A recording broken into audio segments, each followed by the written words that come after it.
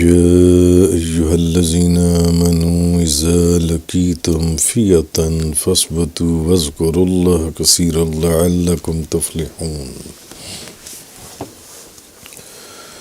اے ایمان والو، جب تمہارا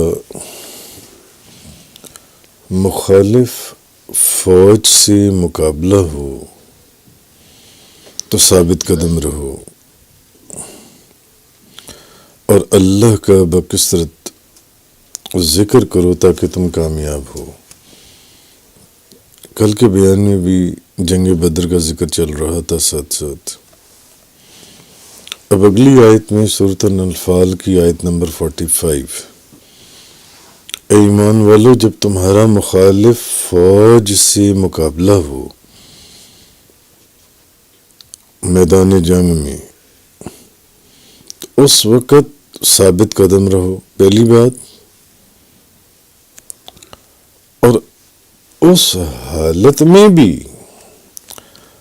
اللہ کا ذکر کرتے رہو تاکہ تم کامیاب ہو جاؤ۔ امام ابو بکر عبد الرزاق بن حمام صنعانی وہ روایت کرتی ہیں کہ یحییٰ بن ابی کثیر بیان کرتے ہیں کہ نبی پاک صلی اللہ علیہ وسلم نے فرمایا، پہلی بات تو یہ کہ یعنی دشمن سے مقابلے کی تمنا نہ کرو، کیونکہ تم نہیں جانتے، ہو سکتا ہے کہ تم ان کی وجہ سے کسی مصیبت میں مبتلا ہو جاؤ، کسی مصیبت میں مبتلا کر دیے جاؤ۔ اللہ تعالیٰ سے عافیت کا سوال کرو۔ یہ تو ایک کیفیت، لیکن یعنی کہ کہنے کا مقصد ہے کہ اگر وہ اب جب وہ اشتعال انگیز گیت گاتے ہوئے، گانے بجاتے ہوئے، چلاتے ہوئے آ جائیں دشمن جن سے، تو پھر اب تم زمین کو لازم پکڑ لو۔ پہلے تو نبی پاک صلی اللہ علیہ وسلم نے فرمایا کہ تم دشمن سے مقابلے کی تمنا نہ کرو، کیونکہ تم نہیں جانتے کہ ہو سکتا ہے تم ان کی وجہ سے کسی مصیبت میں مبتلا ہو جاؤ۔ اللہ سے عافیت کا سوال کرو، لیکن اگر وہ اشتعال انگیز حرکتیں کرتے ہوئے یعنی گیت وغیرہ گاتے ہوئے چلاتے ہوئے آئیں تو پھر اب تم زمین کو لازم پکڑ لو اور زمین پر بیٹھ جانا اور پھر یہ دعا کرنا کہ اے اللہ، ہمارے اور ان کے رب، ہماری پیشانیاں اور ان کی پیشانیاں تیرے ہاتھ میں دونوں کی، اور تو ہی ان کو قتل کرے گا، تو ہی ان کو قتل کرے گا۔ اور جب وہ یعنی دشمن تمہارے قریب پہنچ جائیں تو پھر تم ان پر حملہ کر دو، پھر ان پر حملہ کر دینا۔ اور یہ یاد رکھنا، جنت تلواروں کے سائے میں، جنت تلواروں کے سائے میں۔ جنتی جوانوں کے سردار امام علی مقام امام حسین یاد آ گئے کہ حضور نے کیا فرمایا، جنت تلواروں کے سائے میں۔ خیر، امام طبرانی روایت کرتے ہیں کہ حضرت ابو ایوب خالد بن زید رضی اللہ تعالیٰ عنہ بیان کرتے ہیں، اللہ کے رسول نے فرمایا، جو شخص دشمن سے مقابلے میں صابر رہا یہاں تک کہ وہ شہید کر دیا گیا یا اس نے کسی دشمن کو قتل کیا، بھلے وہ خود شہید ہو گیا، بھلے اس نے کسی کو قتل کر دیا میدان جنگ میں، تو نبی پاک صلی اللہ علیہ وسلم نے فرمایا وہ شخص قبر کے فتنے میں مبتلا نہیں ہوگا، قبر کے فتنے میں مبتلا نہیں ہوگا۔ تفسیر امام ابن ابی حاتم کے اندر ہے کہ کعب احبار میں وہ بیان کرتی ہیں کہ اللہ تعالیٰ کو قرآن کی تلاوت، کیوں، اس کا کلام ہے اور یہ بھی مجلس قرآن ہے، جہاں پر اللہ کا کلام بیان ہو رہا ہے. اچھا فرماتے ہیں اللہ تعالیٰ کو قرآن کی تلاوت کرنے اور ذکر کرنے سے زیادہ کوئی چیز پسند نہیں ہے. ذکر اللہ کا ایک ایسی چیز ہے جو اللہ کو بہت پسند ہے.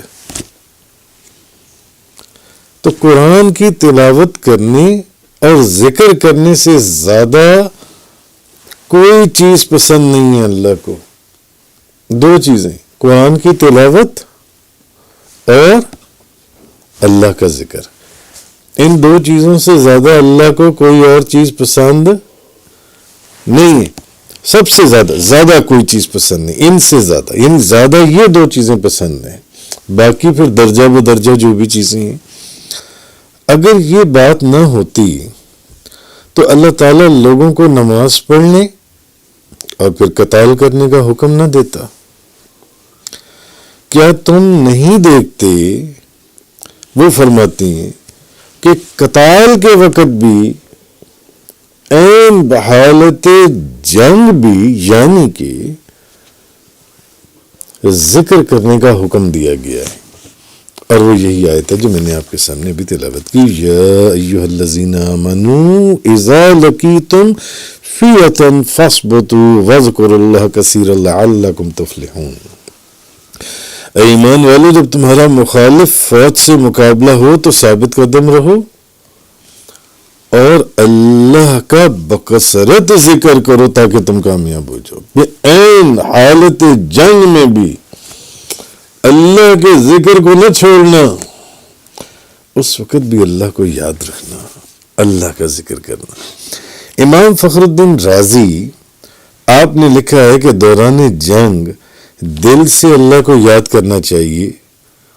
دوران جنگ بھی دل سے اللہ کو یاد کرنا چاہیے اور زبان سے اللہ کا ذکر کرنا چاہیے. حضرت ابن عباس رضی اللہ تعالیٰ عنہما نے فرمایا کہ اللہ تعالیٰ نے اپنے اولیاء کو انتہائی شدید حالت میں بھی ذکر کرنے کا حکم دیا ہے. اور اس بات میں یہ تنبیہ ہے کہ انسان کے لیے یہ جائز نہیں ہے کہ وہ کسی وقت بھی اس کا دل اور اس کی زبان اللہ کے ذکر سے خالی رہے. اور یہ جو حدیث میں نے آپ کو سنائی، یہ جو بات کے کعب احبار بیان کرتے ہیں کہ اللہ کو قرآن کی تلاوت کرنے اور ذکر کرنے سے زیادہ کوئی چیز پسند نہیں ہے، ذکر کرنے سے زیادہ. تو اصل تنبیہ یہ ہے کہ انسان کے لیے یہ جائز نہیں ہے کہ کسی بھی وقت اس کا دل اور اس کی زبان اللہ کے ذکر سے خالی رہے. اگر ایک شخص مغرب سے مشرق تک اپنے اموال کی سخاوت کرے، ایک بندہ ہے جو مشرق سے مغرب تک اپنے مال کی سخاوت کرے، اور دوسرا شخص مشرق سے مغرب تک تلوار سے جہاد کرتا جائے. ایک بندہ وہ ہے جو وہ نارتھ ٹو ساؤتھ اپنے مال کی سخاوت کرے، اتنی سخاوت روئے زمین پر سخاوت کرے. اور دوسرا شخص مشرق سے مغرب تک تلوار سے جہاد کرتا جائے، تب بھی اللہ کا ذکر کرنے والے کا درجہ اور اجر ان لوگوں سے زیادہ ہے. ایک وہ بندہ جو مشرق سے مغرب تک اپنا مال سخاوت کر رہا ہے، اور ایک وہ بندہ جو مشرق سے مغرب تک تلوار سے جہاد کر رہا ہے، مگر تب بھی تفسیر کبیر شریف کے اندر ہے کہ اللہ کا ذکر کرنے والے کا درجہ اور اجر ان سے بھی زیادہ ہے. اس لیے فرمایا کہ جب تمہارا مخالف فوج سے مقابلہ ہو تو ثابت قدم رہنا اور اللہ کا بکثرت ذکر کرنا. تو ایک قول ہے کہ قتادہ نے کہا کہ جس وقت بندہ تلوار سے جہاد کی شدت میں ہو، انہوں نے لکھا ہے کہ اس وقت بھی اللہ کا جو ذکر ہے اللہ نے اس پر اپنا ذکر فرض کیا ہے. قرآن کی آیت جو آ گئی اس حالت میں بھی اس پر اللہ کا ذکر فرض ہے. اللہ کا ذکر ایک ایسی چیز ہے ایک بندہ مشرق سے مغرب تک مال کی سخاوت کرے اور ایک بندہ مشرق سے مغرب تک اللہ کے راستے میں جہاد کرے، مگر وہ جو ان سے تب بھی اللہ کا جو ذکر کرنے والا بندہ ہے اس کا درجہ اور اجر ان دونوں سے زیادہ ہے جو اللہ. اسی لیے بحالت جنگ بھی اللہ کا ذکر کرنے کا حکم دیا گیا کہ بحالت جنگ بھی اللہ کے ذکر کو نہیں چھوڑنا، اللہ کے ذکر کو دل سے بھی اور زبان سے بھی جاری رکھو.